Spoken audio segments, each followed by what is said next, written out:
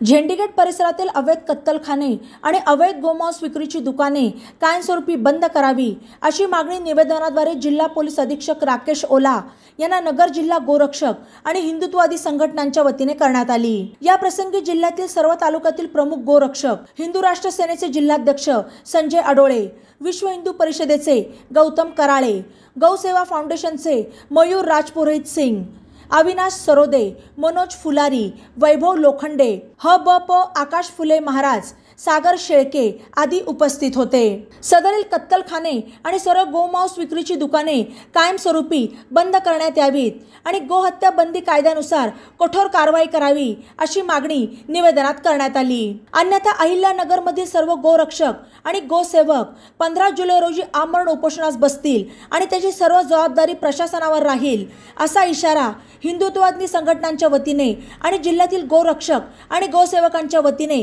देण्यात आला आहे। जय श्रीराम।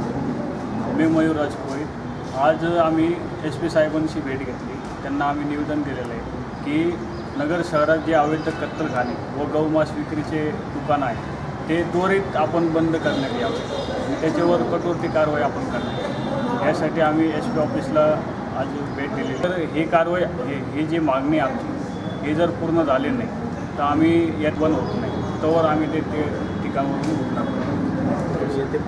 श्रीराम जय माता। अहिल्यादेवीनगरमध्ये झेंडीगेट झालं, मुकुंदनगर झालं, कोटला झालं, इथे अवैध कत्तलखाने वर्षानुवर्ष चालू आहे। पोलिसांना, पोलीस प्रशासनाला वेळोवेळी आम्ही सांगत आहे तर ते आम्हाला मदत करत आहे, पण तेच गोवंश विक्रीचे दुकान पुन्हा 1-2 दिवसांनी चालू होत आहे। तर आमचं असं म्हणणं आहे जे काही अवैध कत्तलखाने आहेत त्यांच्यावर कायमची बंदी आली पाहिजे। आम्ही यासाठी पोलीस SP साहेबांना निवेदन दिलं आहे। सर्व हिंदुत्ववादी संघटना मिळून आम्ही निवेदन दिलं आहे। सर्व तालुक्यातील गोरक्षक आले इथे उपस्थित आहे, यांनी सगळ्यांनी मिळून हा प्रयत्न केला आहे। आम्हाला फक्त पोलीस प्रशासनाकडून सहकार्याची अपेक्षा आहे। बातम्यांसाठी नवा मराठा यूट्यूब चॅनलला सबस्क्राईब करा आणि बेल आयकॉनवर प्रेस करा।